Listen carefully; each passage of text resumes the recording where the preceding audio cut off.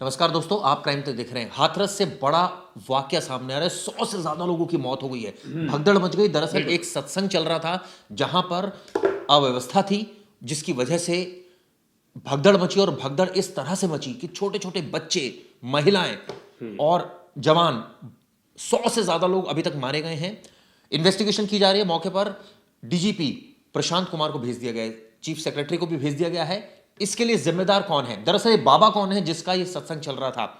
साकार नाम का ये बाबा है, नारायण सरकार हरी। ये एटा के रहने वाले हैं। खुद को कहते हैं कि मैं आईबी का ऑफिसर रह चुका हूँ, बहुत बहुत पढ़े, खुद की प्राइवेट आर्मी चलाते हैं, इनके साथ अच्छा लाव लश्कर होता है। आपको बताना चाहूँगा, इतनी ज़्यादा भीड़ थी लेकिन उसमें 70 पुलिस वाले बस लगाए गए थे ड्यूटी के लिए। ना निकलने का प्रॉपर प्रबंध था, ना जाने का कोई प्रॉपर प्रबंध था। बताया जा रहा है कि लोकल एडमिनिस्ट्रेटिव लेवल पे कोई कोऑर्डिनेशन ही नहीं हुआ था। मतलब डीएम का बयान आता है, डीएम बोलते हैं जांच चल रही है, जांच होगी, जांच में पता चलेगा। जांच होगी। इतने लोग इकट्ठे कैसे हो गए, सवाल ये पैदा होता है। इतने सारे लोग, खबर नहीं थी। अगर आपको इसकी खबर थी तो उसका क्या इंतजाम किया गया था उस आप पता है चिराग जी, अगर 2000 से ज्यादा लोग भी इकट्ठा हो जाते हैं तो कम से कम 2-3 एम्बुलेंस होनी चाहिए। कोई ऐसा इंतजाम वहां नहीं था। सवाल ये उठता है कि परमिशन कितने लोगों की थी? क्या वहां मौके पर जो पुलिस अधिकारी मौजूद थे, क्या मौके पर डीएम नहीं थे? जब नजर आ रहा था भीड़ लगातार बढ़ती जा रही है तो रोकने का इंतजाम क्यों नहीं किया गया? प्रॉपर व्यवस्था क्यों नहीं की गई उनके निकालने की? क्या 70 पुलिस वाले हजारों लोगों को कंट्रोल कर सकते हैं? ऐसे तमाम सवाल खड़े हो रहे हैं। सवाल ये उठ रहा है कि आखिर ये भगदड़ मची कैसे, जो सबसे बड़ा सवाल है। 100 लोग से ज्यादा इसमें अभी तक मौतें हो चुकी है, जिसमें बच्चे हैं, महिलाएं हैं। और ऐसे में प्रधानमंत्री ने भी इस पर संवेदना प्रकट की है। लेकिन सवाल ये उठते, देश का देखिए अभी तक का बालासोर के बाद ये सबसे बड़ी घटना है, ट्रेन के एक्सीडेंट के बाद। अब तक बताया जा रहा है, मीडिया रिपोर्ट्स बता रहे हैं, बहुत सारी, मैंने जागरण, बहुत सारे मीडिया आउटलेट्स का पढ़ा, वहाँ सब में लिखा है कहीं 100 लिख रहे हैं, कहीं 122 लिख रहे हैं, नंबर्स बढ़ सकते हैं। लेकिन सवाल है कि पहला सवाल है डीएम से, वहाँ के एडमिनिस्ट्रेटिव सर्विस से, कि क्या आपको नहीं पता था? क्या वहाँ के पुलिस अधिकारियों को, एसपी एसएसपी को नहीं पता था कि इस लेवल की इतनी भीड़ है, उसका इंतजाम? इसके लिए जिम्मेदार कौन है? वो आयोजन स्थल, जो आयोजन स्थल पर ये पूरा प्रोग्राम करा रहे हैं, ये तो लोकल एडमिनिस्ट्रेशन से परमिशन ली जाती है। बिना उनकी परमिशन के प्रोग्राम हो ही नहीं सकता। सवाल ये उठता है कि कितने लोगों की परमिशन ली गई थी, क्या स्पेस बनाया गया था, क्या लेआउट बनाया गया था, कि कितने लोग आएंगे, पैसेज क्या था, कैसे वो बाहर निकलेंगे, कितने पुलिसकर्मी की जरूरत पड़ेगी, ये तो सारी डिस्कस होती है। पूरा मैनेजमेंट इसके लिए बैठता है जब इस तरह का इतना बड़ा प्रोग्राम होता है। मैं आपको बता दूं, जो अभी तक की घटना इसमें सामने आई, 100 से ज्यादा लोगों की मौत, बहुत बड़ी घटना इसमें निकलकर सामने आ रही है। कि मृतकों को 2-2 लाख रुपए दिए जाएंगे, बल्कि 50-50 हजार जो आर्थिक सहायता है वो देने का वादा किया गया है। सोशल मीडिया पर ये भी कह रहे थे कि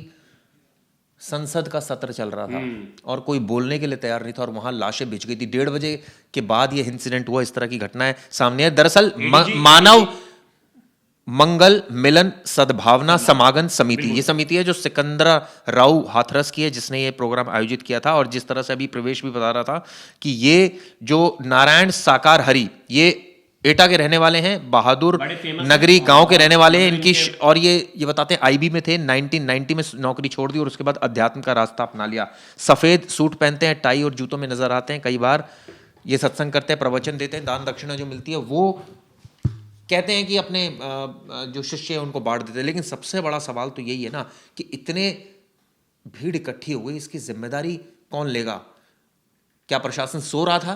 क्या हाथरस प्रशासन सो रहा था? वहां किसी को समझ नहीं आ रहा था कि वहां के जो डीएम थे, जिले के जो सीनियर पुलिस अधिकारी थे, जो सीनियर प्रशासनिक अधिकारी थे, उनको किसी को समझ नहीं आ रहा था कि क्या हो रहा है, या आखिर उत्तर प्रदेश में हो क्या रहा है? इससे ऐसे तमाम सवाल इससे खड़े हो। अभी मैं एक खबर पढ़ रहा था, उसमें लिखा एडीजी आगरा जोन कार्यालय से पीआरओ ने 107 लोगों के मरने की पुष्टि की है। वहीं दूसरी ओर सीएम योगी आदित्यनाथ ने हादसे पर दुख जताया। ये दुख जताने से भी कुछ नहीं होगा, सीधा एक्शन चाहिए बहुत सारे लोगों को, क्योंकि इतनी, मतलब आप इतनी बड़ी गलती, आपकी एक छोटी सी गलती की वजह से इतना बड़ा हादसा होता है। जिन लोगों ने ऑर्गेनाइज किया था, पहले तो उन सबको अरेस्ट करना चाहिए। वो भाग के निकलना चाहिए। उनको तो अरेस्ट करेंगे ही। सवाल ये उठता है कि प्रशासन क्या सो रहा था? क्या डीएम तो सो रहे थे, और जो वहां के जो सीनियर पुलिस अधिकारी, उनको समझ नहीं आ रहा था, दिखाई नहीं दे रही थी सिचुएशन, नहीं दिखाई दे रही थी ना चिराग जी, इसलिए इतना बड़ा हादसा हो गया। अगर अपने समय से निकल जाते, टाइम से निकल जाते, वहां पहुंच जाते। आपको पता है चिराग जी, इस हॉस्पिटल में सिर्फ 2 डॉक्टर थे, ऐसा वहां के लोग बोल रहे हैं। वहां बॉडियां पहुंच रही है 30 और वहां सिर्फ 2 डॉक्टर है। 2 डॉक्टर कई लोगों को बचाया भी जा सकता था। बिल्कुल, क्योंकि ऐसे में सबसे बड़ी दिक्कत क्या होती है? लापरवाही है। सबसे पहले तो डीएम पे स्ट्रिक्ट एक्शन हो जाए। अगर डीएम को पता है कि उनके क्षेत्र में इतना बड़ा कुछ हो रहा है, इतनी बड़ी कोई चीज़ें प्लान हो रही है, इवेंट हो रहा है, कुछ भी हो रहा है, सत्संग हो रहा है, उसके लिए वो ग्राउंड पे जाके, क्या वो ग्राउंड पे पहुंचे थे कि इतने जगह में इतने लोग आ जाएंगे। जब भी बड़ा कार्यक्रम होता है तो डीएम खुद पहुंचता है उस जगह पे, मुआयना करता है कि चिराग जी यहाँ 2000 लोगों की कैपेसिटी है कि नहीं, 3000 लोग आ सकते हैं या नहीं, या अचानक से भीड़ आ गई तो उस बाबा पे भी कंप्लेंट होने चाहिए थे, कितने लोगों की परमिशन लिए थे, इतने लोग आ गए, आपने क्यों नहीं रुकाया। वो तो बोलेंगे मेरे फॉलोअर्स हैं, आ जाएंगे। सवाल ये उठता है कि वहां मौके पर अगर कोई सीनियर अधिकारी मौजूद होता, वो इसकी जानकारी तुरंत अपने आला अधिकारियों को देता, भीड़ बढ़ रही थी उसको रोका जाता, वहां लोगों को वापस भेजा जाता, सत्संग बंद कराया जा सकता था, बहुत सारी चीजें थी। क्योंकि इतनी भीड़ जब आपको, ठीक है, ये कोई ऐसा नहीं सोचता कि हादसा हो जाएगा, कोई इस तरह से नहीं सोचता, लेकिन सवाल उठता है ना कि अब हादसा हो गया, अब तो सवाल खड़े ही होंगे ना। ऐसा कहा जा रहा है कि अगर टाइमली वहां से कुछ लोगों को हॉस्पिटल लेकर जाया जाता, हॉस्पिटल में डॉक्टर मौजूद रहते, तो शायद कुछ लोगों की जानें बचाई जा सकती थी, लेकिन ऐसा नहीं हुआ। कोई एम्बुलेंस ऑब्वियसली ऐसी, और ये भी एक प्रैक्टिकल एस्पेक्ट है कि जब इतने बड़े प्रोग्राम होते हैं, मैं देखता हूँ दिल्ली और तमाम जगहों पर, एम्बुलेंस तो कहने की बात होती है, एक दो एम्बुलेंस के अलावा मौके पर होता कोई नहीं है, सच्चाई है। आखिर इसके लिए जिम्मेदार कौन है? इस ऐसे लोगों के खिलाफ कड़ा एक्शन होना चाहिए और ऐसे लोगों को गिरफ्तार करना चाहिए और सस्पेंड करना चाहिए। बिल्कुल। और चिराग जी, एक चीज़ बहुत इंपॉर्टेंट है, अगर ये कहा जा रहा है कि जब वो बाबा जी निकल गए उसके बाद ये हादसा हुआ है, तो क्या उन्हें भी लगा कि आउट ऑफ कंट्रोल जा रहा है, भीड़ बहुत ज़्यादा हो गई है, उसके बाद में निकल गया? ये तो जांच की बात है। नहीं, जैसा आरोप लग रहा है, बहुत सारे कोई कह रहा है गायें आ गई थी, कोई कह रहा है कीचड़ की वजह से लोग गिर गए, कोई कह रहा है गेट छोटा था, कोई कह रहे हैं जहां पर ये आयोजन हो रहा था वो जो स्थल था वो उमस हो रही थी, वहां लोग बेहोश हो गए, उसके बाद भगदड़ मच गई। तो तरह तरह की भी बातें सामने आ रही है, वो तो जांच के बाद ही साफ हो पाएगा। ये वीडियो किस लिए की जरूर बताइएगा। धन्यवाद।